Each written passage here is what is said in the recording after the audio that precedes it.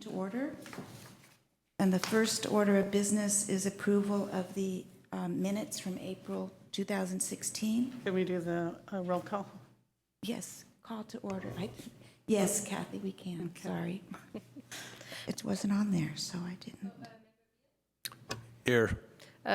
Member Deal, Here. Member Kaludi, Here. and Chair Marks. Here. And Member Grossman is absent today. Okay, so now approval of the minutes for April 2016. I move that we approve the minutes as they are presented here. Is there a second? I'm going to abstain because I wasn't present. I wasn't present either. Can I second? Okay, I'll second the motion. Okay, those in favor? Aye. Aye. Okay. Public comment. So this is the time for members of the public to speak to us about items that are not on the agenda. And the meeting is being televised tonight. So we're asking all members of the public who wish to speak on any subject to fill out one of these forms that are in the back. Do they need to fill it out for public comment also, for any? Yes, for Okay. any public comment on the Okay. agenda. So is there anyone here with public comment for things that are not on the agenda? You need to go to the microphone and you'll be limited to 3 minutes. Okay. I don't see anyone. Okay, announcements from committee members?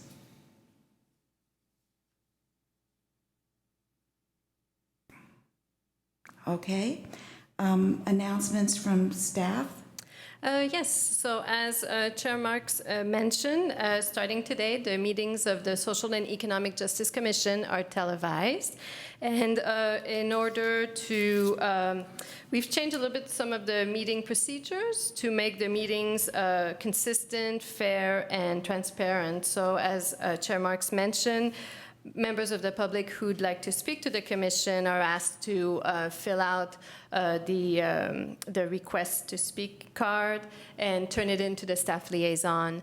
And then when your name is called, you can go to the mic and speak to the commission. And I guess that's it for now. Yeah.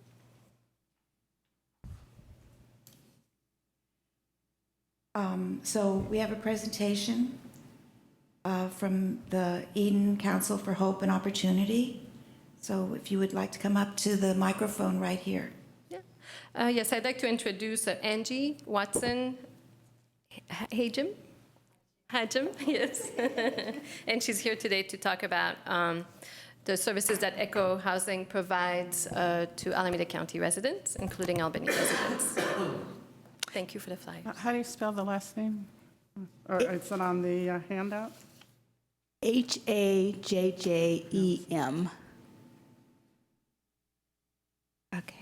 Okay. Well, good evening, everyone.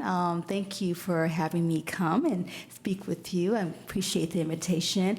So Echo Housing is a nonprofit housing counseling agency.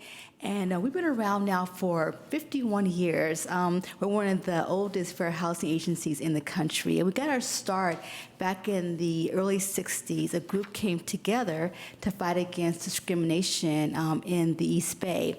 And then from that small group, they were able to get funding and get an office started. And so that was 50-some years ago. And we now have 6 offices throughout the East Bay and Contra Costa County.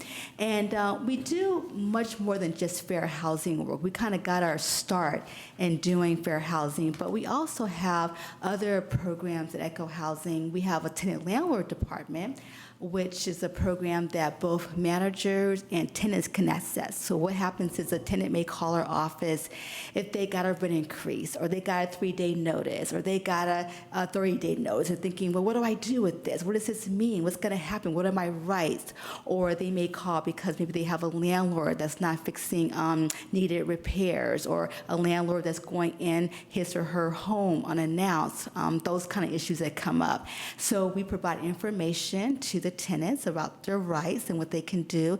And likewise, landlords can also call our agency and get help. Sometimes landlord may have a question about, I have this horrible tenant, they're not paying the rent, they're causing a nuisance. How do I deal with that? What are my rights around that? Or I have a tenant who won't let me in the home to do repairs. They're not allowing our maintenance person to come in to do what they need to do to fix the property up. So issues come up on both sides of the aisle. And our agency, we are a neutral mediator. So we don't take the side of the landlord, the tenant. We work for both and helping them know what their rights and responsibilities are under tenant-landlord law.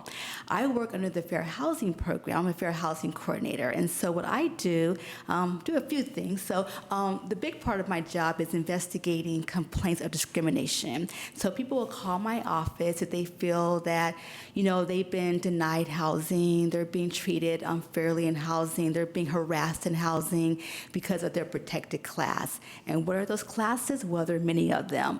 Race being one. People that have children are protected. People who have disabilities, sexual orientation is a protected class. Gender, there's a number of them. So people call my office alleging that something discriminatory is happening in their housing. Maybe they're living in the apartment and something is happening, or they're trying to become tenants and they're not being able to get in for some illegal reason. So they'll call my office. And our job really is to do a full investigation of what's really going on. Because when a person calls our office, we don't really know. Is it really discrimination? Is there something else going on? So we have a number of tools that we use to investigate complaints to see if there's any evidence to support the allegation. So a big part of my job is taking complaints, doing intakes, and trying to figure out what's going on. A big part of my job also is doing mediations. A lot of times this comes up when people who are disabled and they need a reasonable accommodation. Maybe they have an owner that says, we don't want any pets on our property, but they need a service animal or a therapy animal. So I do a lot of mediations around disability, making sure that people who are disabled have their ability to have the reasonable accommodations in their apartments and their homes. So a lot of work is around talking to tenants and landlords and trying to help them work through some of the fair housing issues that come up. A lot of times also with children. A lot of times landlords will, not want children to live on a second floor. They figure, kids going to, add lots of noise and disturb neighbors. So we get some landlords that steer. They want to put all the kids on the lower level, or, they have unfair rules around kids. Kids can't use the pool, kids can't be outside playing. So I do a lot of mediation around that. And another big part of my job is education. So, we want to make sure that landlords know the law so they don't get in trouble. And so a big part of my job is talking to private landlords and property owners and managers and leasing agents about, what is legal in housing and what's not. Where's your obligation under the fair housing law? So a lot of my job is going out to different folks and educating them. I also do education for tenants as well. So outside of our tenant landlord program in our fair housing, we also provide rental assistance, which, as you can imagine, is one of our most popular jobs, our most popular positions there, because so many people are needing rental assistance right now with the rents being so high. So we had gotten a HUD grant back in October of 2015, and we used the grant up as of March 31st, so that money has dried up. So we don't have money right now to provide rental assistance for Albany. We do still have assistance for people living in Livermore and Pleasanton, because they provide extra money for us to do that program. We're hoping this fall that HUD will provide us with additional funding so we can do rental assistance, because it's a real huge need in the Bay Area. We also have a first-time homebuyer program too. So when people people want to learn how to become a first-time home buyer, they can come to our classes. We have usually classes are 2 consecutive weekends, and my colleagues will invite people to come in, realtors, lenders, people who can help folks clean up their credit to get them prepared to become a home buyer. So we also provide that service as well. So we do a lot. We've been, I think, probably in Alameda County now for maybe 30 years or so, providing fair housing, tenant landlord services for the area. So we're very familiar with Alameda County and Albany. We've had a long relationship with this area. We really appreciate you supporting Echo Housing. You know, we really do. So I would like to open it up if people have questions about the report that I think that you all have about our what we've been doing, or any questions about any of the programs that I've mentioned or any of the work that I do. I'd be happy to take all of your questions. I, of course, have questions. So Oh, on good. this, I looked, it said, are you aware of the new rent increase law? So what is that? Yeah, well, this flyer is really dated, so the law isn't very new anymore. But what the law is that now when you're living in an apartment or rental housing for more than 1 year, the owner has to give you a 60-day notice. Before, they only had to give you 30-day notice. But now with this new law, which isn't so new anymore, people are given an extra month if they've been a long-term tenant. They've been there for more than 60 days. More than 1 year. And when did that go into effect?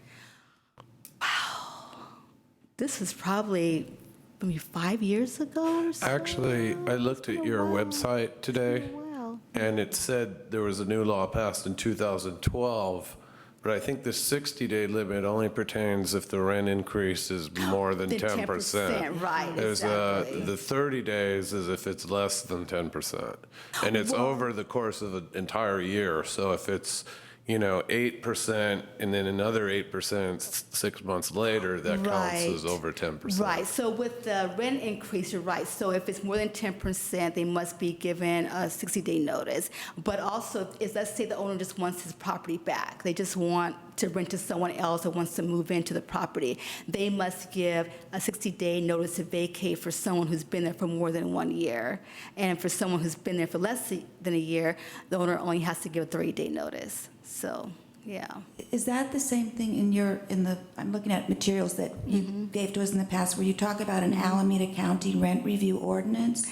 Yeah. So is that the same thing that you're talking about? This is different. So Alameda, which I live in Alameda, my little island city, they just passed a rent ordinance. So it's the recently. city of So Alameda, it's not just the for county. city. Okay. Yeah, it's just for the county. It's just for the city of Alameda, not for the county. Right. So there's extra protections for tenants under this ordinance. What kind of protection? Well, for example, let's say a landlord wanted to take his property back. They want to move in relatives, they want to move in.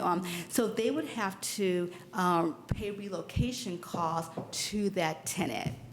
And also, once that tenant moved out, they want to re-rent the property. They couldn't charge more than, I think, 15% of what the previous tenant was paying. So it's a way of trying to keep people in housing. There's still no rent control, so owners can still raise their rent to whatever amount they want. However, if they want to raise the rent more than 5%, they have to let the rent review board know that they're planning on raising it more than 5%, and that 5% rent increase may be reviewed by the board. But I went to a review board meeting last night, and there were 2 cases where a landlord wanted to raise the rent. It was more than 5%, and they had to, basically make their case as to why they wanted to raise the rent more than, 5%. So. And how's the board comprised? Well, there are supposed to be 5 members. So right now we have 4. So we have 2 tenants and 2 landlords. They're looking for a 5th person who would be a homeowner. So it's not a tenant, not a landlord. It's just someone right in the middle. So they have an open space for that. Yeah. And this is in Alameda? Just for the city of Alameda. Yes. Yes. So when you said that, I can't remember, I think it was Fremont, but Livermore was one of the cities you mentioned. So they give you money, they give the money Right. to Echo to help Yes. supplement rents in that city. So Right. if So how much money are we talking about? Like if we wanted the city of Albany to Yeah. participate in a program like that, how much money? You know, I'd have to ask Margie Rocha. She's our ED, so I don't know exactly how much. I don't work in that program, and I'm not sure what the amount is. But they've been providing the service for Echo Housing for a number of years, both Livermore and also Pleasanton. Okay. Those two cities. So you yeah. decide who gets the money? Echo decide, like you just get the money from the city, but then Right. Echo decides. We do screening, so someone Okay. might call, say Livermore, a person may call, and they have to, have some criteria that they would have to show that they qualify for the program, and then the counselor would get the program in place for them. Yeah, so it's a great program. It really does help, for people so that they're going to school or they need that extra So income. so it's like a grant that goes to someone? Yeah, so the way it works is that the Echo Housing pays part of the rent for a number of months down the line. So it could be 8 months or 6 months. They don't pay the full amount, but they get a subsidy. So that's one program. The other program is a more traditional program where a landlord agrees to allow a person to move in without paying the full deposit. And what Echo does is we work out a payment plan so that tenant pays off that deposit and monthly payments until it's all paid off. And we act as a guarantor. So if the tenant defaults and doesn't pay the landlord, then we step in and pay the landlord. Yeah. So there's two different kinds of assistance programs. Yeah. And like, what's the average grant or amount of money? I'm just curious, like, how much money are we talking about if Albany were to participate in something? Yeah, I really can't answer Okay. that. I really don't know. Yeah. I'm sure Isabel could find out from Margie about that. Yeah. Okay. So it would be great if you guys are thinking about doing that for Albany. It would be wonderful. We'd So love I that. think it would be helpful if there were a way we could provide the URL either on the minutes or live here to the audience for this Alameda County rent ordinance, because before today, I was completely unaware there was such a thing. And I think this is Oh, you mean the helpful. city of Alameda? No, the county of Oh, that- Alameda oh, rent okay. ordinance, because that applies to us. That applies to us. I just looked that up today, and actually, the Yes. county of Alameda has an ordinance. But Right. it's for unincorporated areas. Right. So I believe that means that if you are living within the boundaries of a city, then it doesn't You apply. wouldn't qualify. to you. Yes, so Albany wouldn't qualify. It would be like Castro Valley, San Lorenzo, Sunol, I think, some of those unincorporated areas that would fall under this ordinance. And it's kind of similar in some ways to Alameda, because it gives people a chance to say, wait a minute, this rent increase is excessive. We want some mediation around this. I mean, it's not binding. But it brings people to the table to try to work out these excessive rent increases. Because I tell you, we've gotten rent increases, $400, $500. I mean, it's just, I've never seen anything like this since all the time that I've been working at Echo Housing, which is many, many, many years. I've never seen it so bad for tenants regarding rent increases.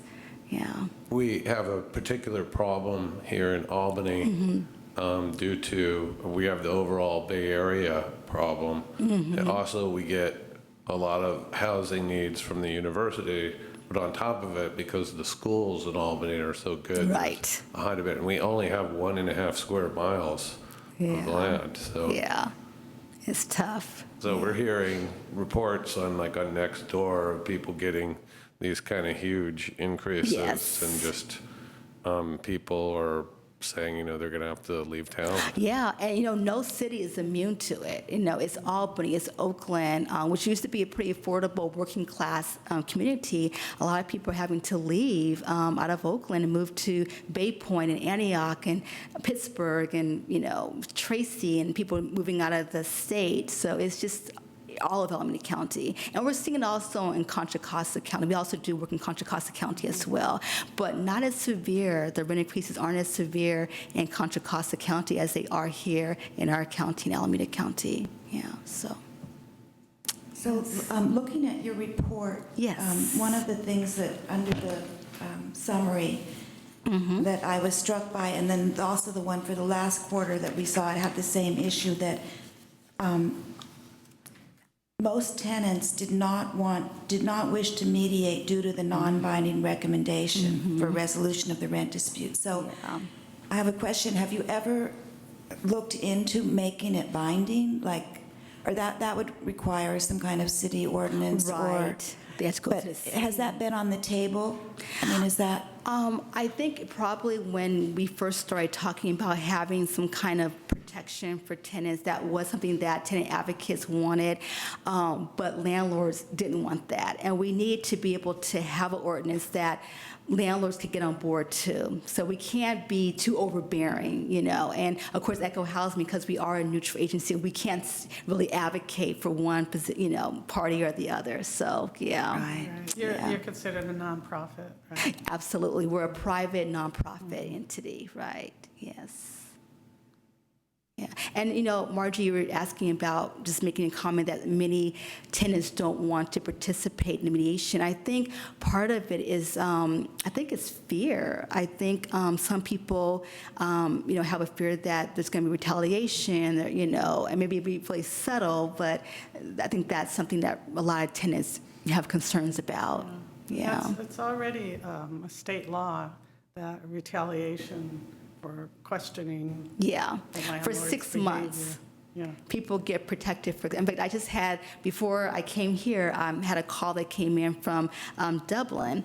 A woman was inquiring about repairs that need to be made in her apartment, and the landlord just kind of, ignored her, didn't do anything about it. She got really fed up, and she called code enforcement, and they came out, took pictures, and they told the landlord, you need to make these repairs, and so she did make them.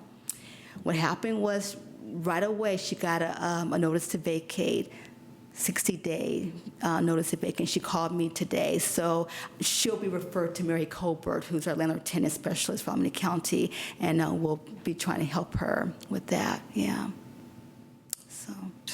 So, Yeah. we're thinking about what steps can we take? I mean, one is how do you stop the retaliation? Well, You know. I think it needs to be a change in the law, state law, because right now, people are protected for just 6 months. It should be 2 years, or as long as the person's, Right. paying the rent, being a good tenant. But it really starts at a state level. It really doesn't making those kind of changes. Yeah.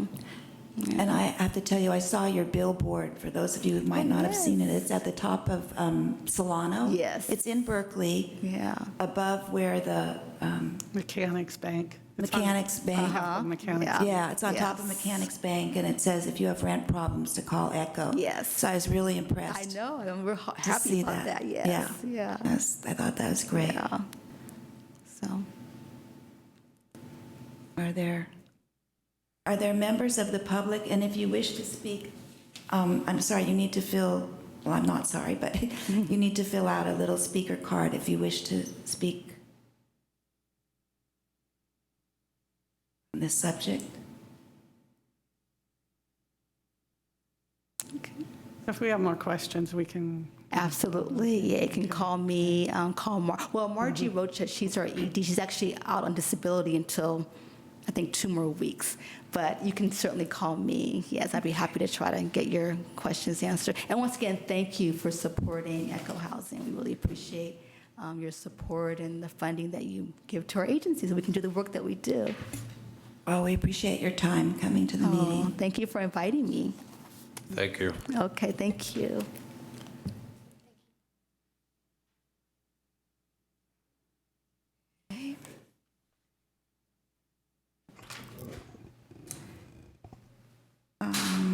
Okay, we're on to unfinished business, and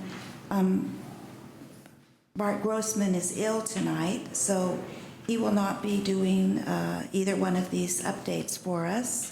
But I can provide a brief update on Berkeley mental health. Okay. Just to let the commission know that at the last council meeting yesterday, the council proclaimed May as Mental Health Awareness Month, and the proclamation was given to Mental Health Commissioner Judy Kerr. And also the plan is to have some information on Mental Health Awareness Month in the city e-newsletter, which comes out mid-May. Great, okay. Okay, so responsible gun use. Well, considering all the work that we need to put into our other efforts here, I'm moving that we table this temporarily, at least maybe for the next few months, and then pick it up after that. Okay, is there a second to that motion? I'll second it. Okay, is there discussion on the motion? Are there any members of the public that wish to?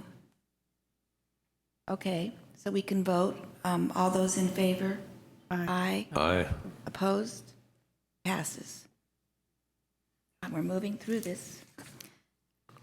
So we're on to new business, which we don't have right now, and future agenda items. So our next meeting, because Jeff Bond was not able to attend tonight, and he is he the main author of the housing element? Or No, he's the director of community development okay. and the rent review program. Okay. And the general plan fall under his purview, so he'll be available at the next meeting. Okay, so he was not available tonight, and that's why it was moved on to the next month's agenda. So we will be talking about that at the meetings on June 7th.